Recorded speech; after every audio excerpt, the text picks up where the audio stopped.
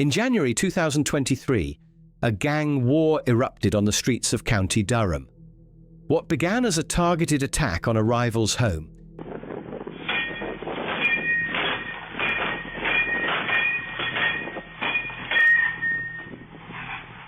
quickly escalated into a weekend of violence involving fire, ram raids, and gunfire.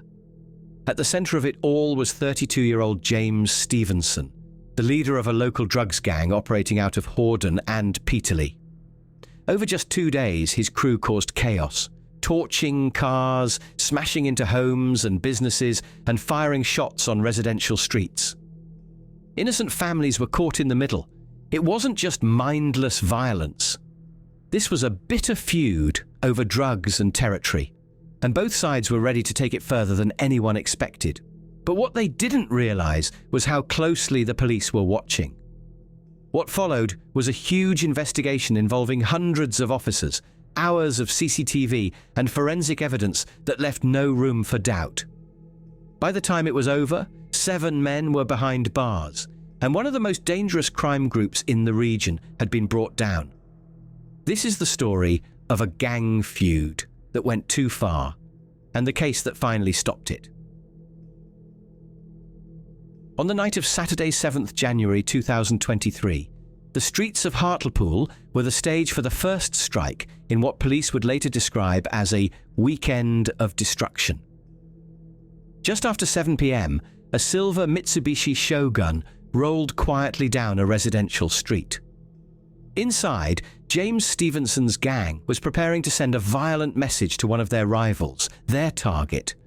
A house linked to a man from a rival group. But it wasn't just any house. It was home to a woman and 4 young children, the youngest, just 4 months old. That didn't stop them. The gang jumped out, smashed up a car on the drive with baseball bats, and then torched it. As the flames took hold, they reversed the Shogun into the front of the house. Not once, but 4 times. The wall buckled. The fire outside grew. Inside, a mother shielded her children and waited for it to be over. Somehow, no one was physically hurt, but the damage, both structural and psychological, was done. And it wasn't over yet. Within hours, police found the burnt-out Shogun, abandoned. 2 other vehicles used in the attack were located soon after. Inside were accelerants, weapons, and clothing. Much of it later linked back to Stevenson's men through DNA and forensic evidence. The next day, retaliation came. In Hordern, a group linked to the rival side stormed a house on South Crescent. The home belonged to Graham Oliver, one of Stevenson's crew. He called for backup. Stevenson and others gathered at a nearby house on 7th Street, weapons ready, waiting for what might come next. What came instead was another attack, this time on Stevenson himself. 2 of his shops, a vape store and a tanning salon, were ram-raided with a stolen transit van. It was around 7:30 p.m. CCTV shows the van repeatedly smashing into the storefronts. Stevenson and 3 of his men reacted immediately. They jumped into another Mitsubishi Shogun and raced to the scene. As the van continued its assault, one of the gang leaned out and opened fire, 10 shots from a 9mm handgun. The shooter was never clearly identified, but the message was loud and clear. This was no longer just about drugs or territory. It had turned into something more dangerous, something personal, and the violence was escalating fast. The violence that tore through Hartlepool and Hordern in January 2023 didn't feel like a turf war. It felt like a full-blown siege. For residents caught in the middle, it was a weekend where normal life vanished and fear took over. Sirens echoed across neighborhoods, entire streets were taped off, and suddenly everyone was asking the same question: how did it get this far? Up until this point, most of James Stevenson's drug operation had been hidden from public view. The dealing, the threats, the low-level intimidation, it was all handled quietly. But when the feud turned physical, it broke out into the open in the worst possible way. Families were no longer just witnesses, they were targets. And when bullets started flying on 5th Street, The line between gang rivalry and public threat was completely erased. What alarmed investigators most was the confidence. Firing a handgun in the middle of a residential street was deliberate. Raiding your own shops to bait out your enemies was strategic. Stevenson and his crew weren't trying to avoid attention, they were daring someone to challenge them. This level of chaos forced police to act fast. Detectives from Durham Constabulary and surrounding forces worked through the night to pull together every scrap of intelligence they had. The timeline of the weekend was messy, but patterns began to emerge. Phone signals showed movements before and after the attacks. Burnt-out vehicles matched those spotted on CCTV. Evidence found at crime scenes, accelerants, tools, even dropped clothing, started pointing in one direction. Meanwhile, the public were on edge. Community leaders raised concerns about safety. Some residents spoke openly about moving away. Others simply stayed indoors, too worried to go out after dark. These were areas where people knew each other by name. Now, trust was breaking down. For Stevenson's gang, the goal may have been to dominate their rivals, but the result was something else entirely. They'd brought national-level attention onto their operation. And with it came a police response unlike anything they'd faced before. Operation Coastal was officially underway, and this time, officers weren't just watching, they were coming for them. As violence tore through Hartlepool and Hordern, Stevenson's gang assumed they'd covered their tracks. Vehicles were torched, weapons vanished, and phones were ditched for burners. They thought the chaos they left behind would be impossible to trace. But they were wrong. What they didn't see, what they couldn't see, was the scale of the operation forming against them. Durham Constabulary wasted no time. Operation Coastal, launched within hours of the shooting, brought together over 100 officers. Their mission was clear: bring down Stevenson's network from the inside out. The goal wasn't quick arrests. It was building an airtight case that would stand unshakable in court.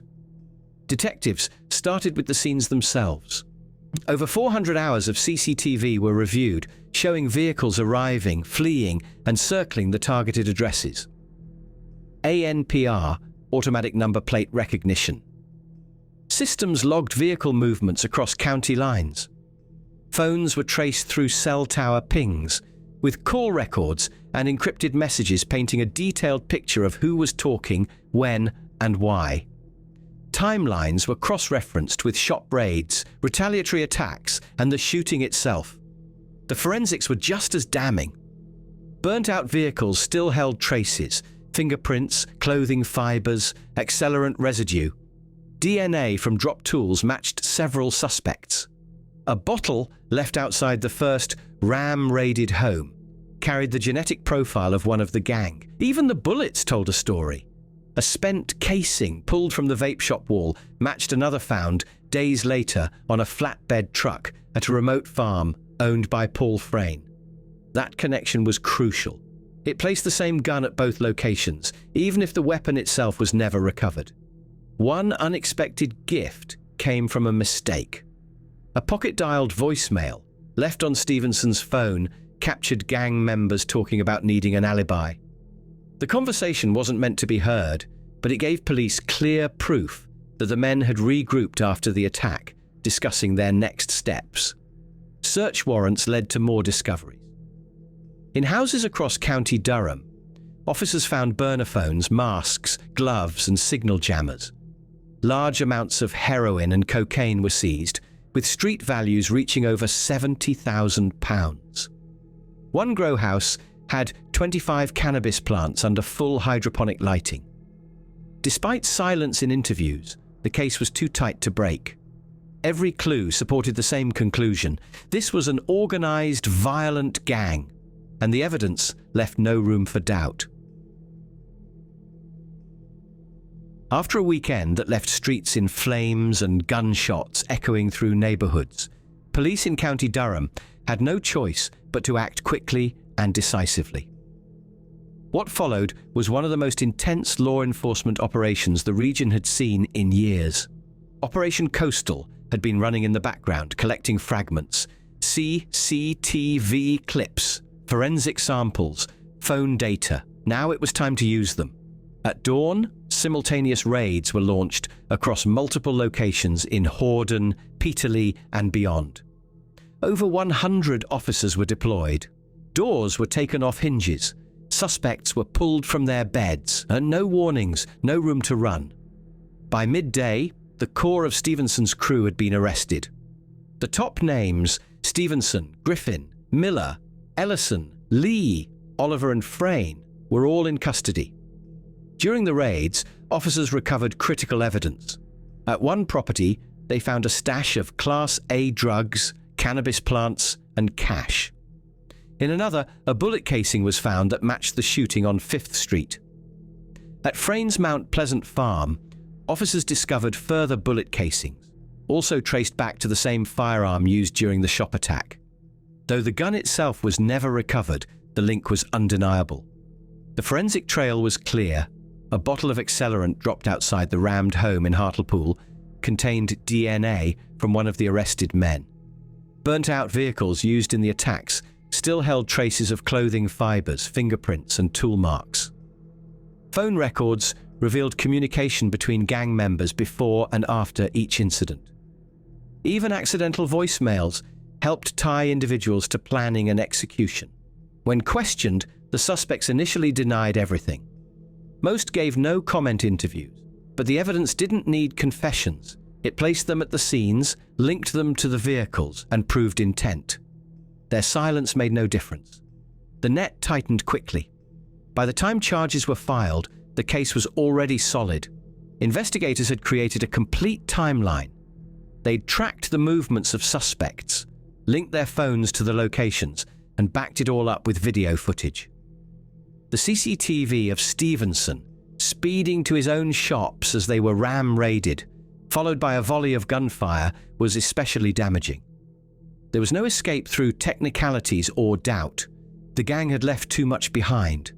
The violence may have been fast and chaotic, but the investigation was methodical and relentless. When the dust settled, the streets were finally quiet. By the time the 7 men returned to court in May 2023, there was no suspense left, just consequences. The evidence against them was overwhelming. Surveillance footage, DNA traces, call records, forensic links to the scenes, there was no denying their roles. At Durham Crown Court, Judge James Adkin handed down sentences that reflected the scale of the gang's violence, planning, and disregard for public safety. James Stevenson, the ringleader, received 16 years and 9 months. His right-hand man, Wayne Griffin, got the longest term, 19 years and 9 months, reflecting not just his role in the gun incident, but also his drug offences and cannabis cultivation. Jonathan Miller received 16 years and 9 months. Connor Ellison got 13 years. Shane Lee was handed 9 years. Graham Oliver, whose house was stormed and who armed himself for retaliation, got 5 years and 4 months. Paul Frayne, whose farm hid vital ballistic evidence, received 14 years. Altogether, the gang was jailed for nearly 100 years. Some might say justice was served. These were dangerous men who rammed a house with children inside, set cars alight, and opened fire on a public street. Their actions put lives at risk and shook entire communities. In that sense, the sentences were strong, but in the context of UK organised crime, some would argue they could have been stronger. In recent years, criminals behind similar levels of violence have faced life sentences, especially when firearms are involved. In one 2022 Manchester case, a gang that opened fire during a turf war received combined sentences of over 130 years. That case also involved Class A drugs, firearms, and arson, yet individual sentences were closer to 25 years. Here, no one was killed, but does that make it less serious? The Hartlepool house had 4 children inside when it was rammed. The fire could have spread. A bullet fired in Hordern lodged in a wall just feet from where someone might have been standing. The gang's actions may not have caused a fatality, but it was more luck than restraint. Judge Adkin described their crimes as organized, targeted, and extremely dangerous. Still, in a system where violent offenders sometimes walk free in half the time, the question remains, do these sentences go far enough to deter the next gang? For now, these men are behind bars, but the impact of what they did and what the justice system chose to do about it will be debated long after they're released. When the dust settled, it wasn't just 7 men who were locked away. It was a community left to pick up the pieces. For the residents of Hartlepool, Hordern and Peterlee, the January attacks weren't just headlines. They were lived experiences. Sirens outside the window, streets cordoned off, and the sound of gunshots where there should have been silence. People who had lived in these neighborhoods for decades suddenly found themselves questioning their safety. Local businesses, especially those near 5th Street, took financial hits. Some shop owners spoke about losing regular customers who were too afraid to return. Parents kept their children indoors. Conversations at corner shops turned into quiet discussions about who might be involved and how close the danger really was. The emotional damage lingered. The family inside the house that was rammed, mother and 4 children, never gave public statements, but neighbors described them as shaken and traumatized. And who could blame them? The front of their home had been turned into a target during a gang feud they had no part in. Durham Constabulary launched extra patrols in the weeks that followed. Community officers held meetings to reassure residents, but rebuilding trust takes longer than rebuilding bricks. When the streets go quiet after chaos, the silence doesn't always feel peaceful. It feels uncertain. The wider impact stretched beyond County Durham. News of the gang's takedown made national headlines. Politicians praised the operation, and police leaders held it up as an example of how collaboration, digital forensics, and public intelligence can shut down serious organized crime. Operation Coastal, in many ways, was a policing success. But it also highlighted how fast things can spiral when crime groups are left unchecked. And while these men are now in prison, the structure of organized crime rarely relies on just one crew. For every gang taken down, another is waiting to fill the gap. Sometimes more careful, sometimes even more violent. The work doesn't end with a sentence. Still, this case sent a message, not just to those behind bars, but to communities tired of being caught in the crossfire. If you speak out, if you stand firm, and if the system works, there's a way back from fear. But scars remain, and for the people who lived through that weekend, healing will take more than convictions.